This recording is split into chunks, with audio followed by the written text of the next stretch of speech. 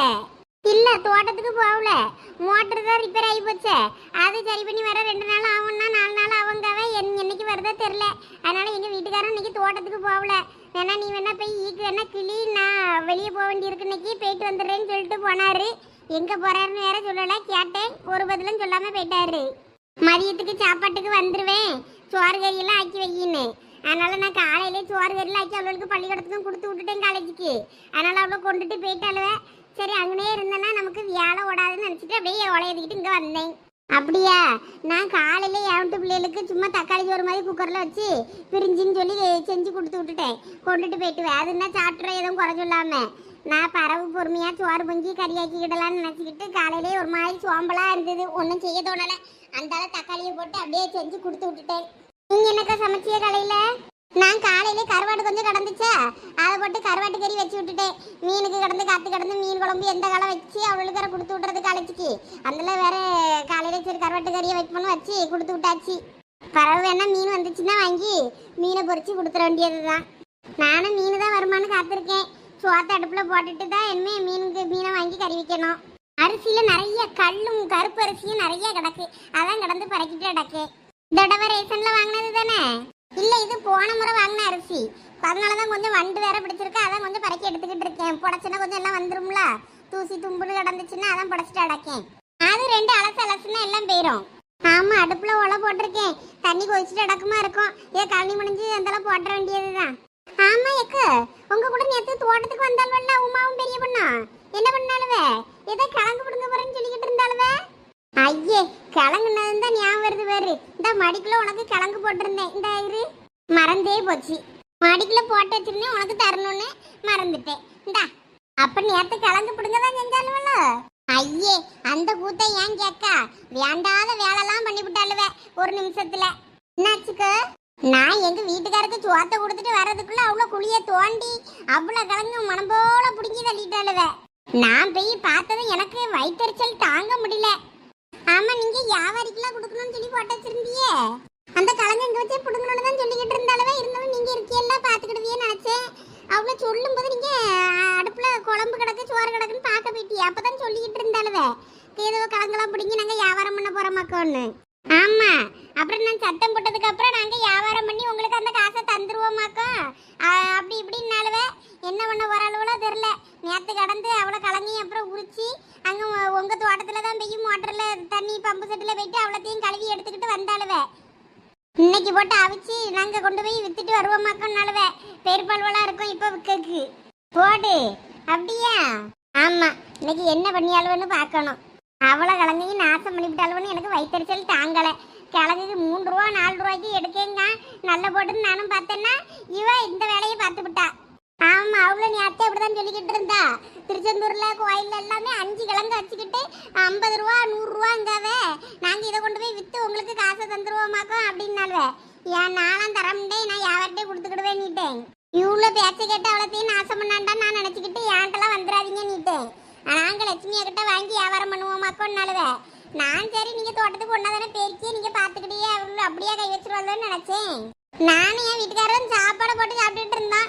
அவ்வளோ கிழங்குனாலும் எடுத்து சுட்டுதுங்கன்னு நழுவ. சரி போய் 4 பிடிங்கி சுட்டு தின்ட்டு போறாளுவேன்னு நானும் விட்டா. அவ்வளோ மொத்த கிழங்குக்கும் வியாட்டு வச்சுட்டு போயிட்டாளுவே. சரியா போச்சு போங்க.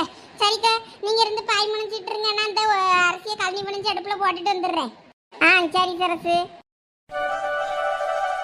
லட்சுமி, நீ இங்கேயா இருக்க? வாங்க பத்ராளி அக்கா. உன் வீடு அங்க பூட்டி அடக்க தோட்டத்துக்கு போயிட்ட போலன்னு நினைச்சா நீங்க சரசு வீட்டுல இருக்கியாக்கோ? ஆமாக்கா, மனசே சரியில்லை, வீட்டுல இருந்தா வேலை ஓடாது, அதான் ஓலை எழுதிக்கிட்டு இங்க வந்துட்டேன். ஆமா, அது என்னது கையில? சீம்பால்ல கடம்பு செஞ்சேன், அதான் உங்களுக்கு ஆளுக்கு கொஞ்சம் கொண்டு வருவோமேனு கொண்டு வந்தேன். வீட்டுல கண்ணு போட்டுருக்குன்னு சொன்னோம்ல மாடு. ஆமா ஆமா. ஓ, கடம்பு கொண்டு வந்தியல, நல்லா இருக்குமே, கொண்டாங்க பாப்பா.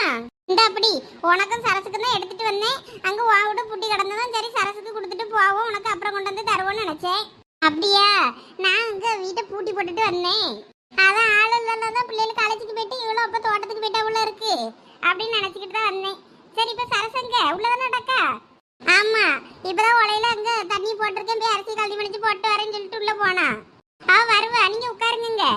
கடம்பு நிறைய தான் இருக்கு, எல்லாருக்கும் கொடுக்க பத்திச்சாக்கும். ஆமா, எல்லாருக்கும் கொஞ்சம் கொஞ்சோட தான் வச்சு கொடுத்தேன். பெரிய பொண்ணு வீட்டுக்கும் போனேன், அங்கேயும் மாமியார் தான் இருந்து கொடுத்துட்டு வந்தேன். அவ உமா வீட்டுக்கும் போனேன், உமா வீட்லயும் மாமியார் தான் இருந்துச்சு, அந்தால கொடுத்துட்டு வந்தேன். ஆமா, அவளும் 2 பேரும் எங்க போனாலுவே? ஐயோ, மாமியாக்காரவே திட்டிட்டு அடக்காளுவே. ஐயா, அந்த குத்தை எங்க கேக்கிய? என் தோட்டத்துல உள்ள கலங்கெல்லாம் பிடிக்கிட்டு போய் வியாபாரம் பண்ண போறேன்னு சொல்லிட்டு போனாலுவே 2. எங்க போய் என்ன பண்ணிட்டு அடக்காளுவோ தெரியல. ஓ, அதுக்குதான் பெரிய பொண்ணு மாமியார் அவ்வளோ சத்தம் போட்டுட்டு நடந்த என் குடும்பத்தை கேவலப்படுத்துறதுக்குன்னே வந்து சேர்ந்துருக்கான்னு.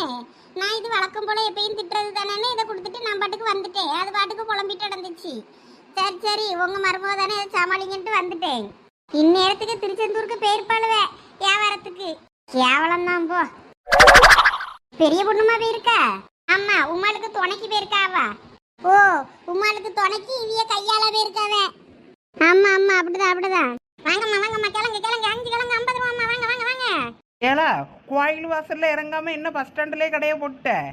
எல்லாம் காரணமா தான் பெரிய பொண்ணு. கொண்ட கூட எங்கனே இறக்கு, இங்கனே கடையை போட்டுருவோம். நான்லாம் எங்க எப்படி இருக்க வேண்டிய ஆளு தெரியுமா? என்னையே இப்படி திருச்செந்தூர் பஸ் ஸ்டாண்டுக்குள்ள கிழங்கு கூடையே தூக்க விட்டுட்டிய. ரொம்ப மினுக்காதலா, வா வா. ஊருக்குள்ள கடையை போடுவானா, திருச்செந்தூர் பஸ் ஸ்டாண்டுக்குள்ள கடையை போட முடியலாம். வா வா, இறக்கு. என்னது இது புதுசா கடையை போடுறாங்க? இப்படி எல்லாம் கடையை போட விட்டா நம்ம வியாபாரம் என்ன ஆகுறது? நம்ம தொழில் வந்தாலும் படுத்துக்குமே. அது ஒண்ணும் இல்ல பெரிய பொண்ணு, இங்க கடையை போட்டாதான் ஊருக்கு போறையெல்லாம் நம்ம கிட்ட கலங்கு வாங்கிட்டு போவாவ. அதுக்காக தான் பஸ் ஸ்டாண்ட்ல கடையை போட்டிருக்கேன். கோயில்ல கடையை போடுறதை விட இங்க போடுறது தான் அதனால பெஸ்ட்னு நான் நினைக்கேன். அதனாலதான் இங்க இறக்கிட்டேன் கலங்க. ஏன்னா காம்படிஷன் கோயில்ல வந்து இதை விட கிளி ஜோசியம் தான் அங்க அதிகம். நம்ம கோயில்ல போய் ஏதாவது பிசினஸ் பண்ணணும்னு நினைச்சேன்னு வையி, அங்க கிளி ஜோசியம் பாக்குறது, கை ஜோசியம் பாக்குறது, அதை பண்றதுக்கு தான் கோயிலுக்கு போகணும்.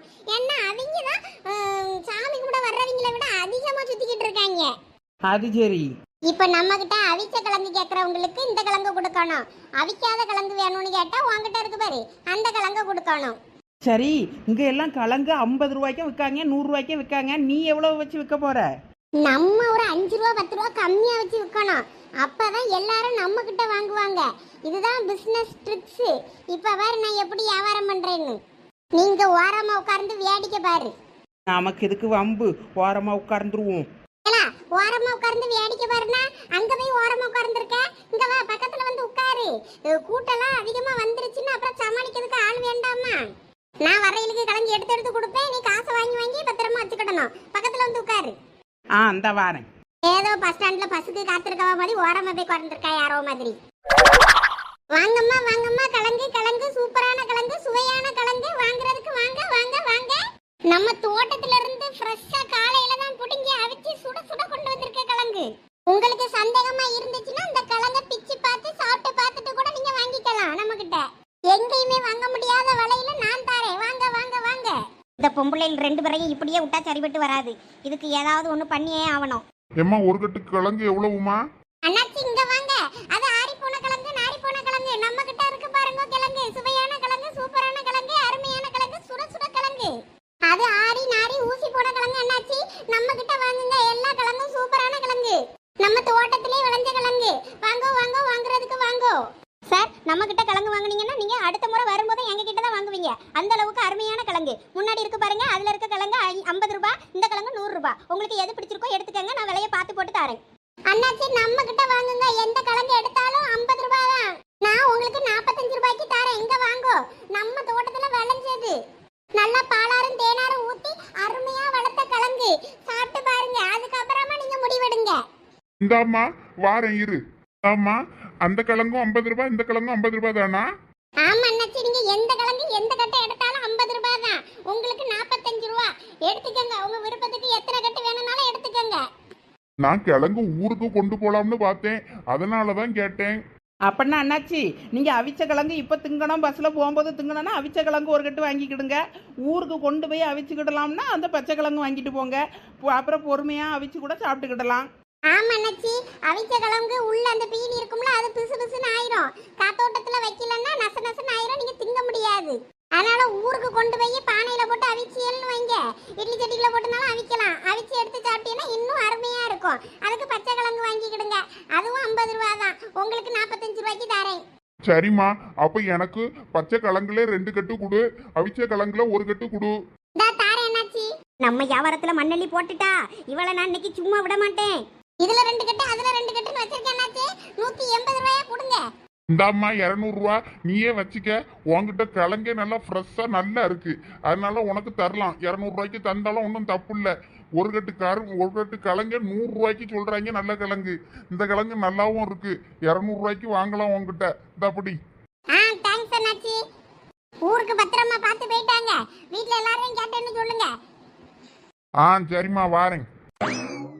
பாத்தியா பெரிய பொண்ணு எப்படி வியாபாரம் பண்ணேன்னு?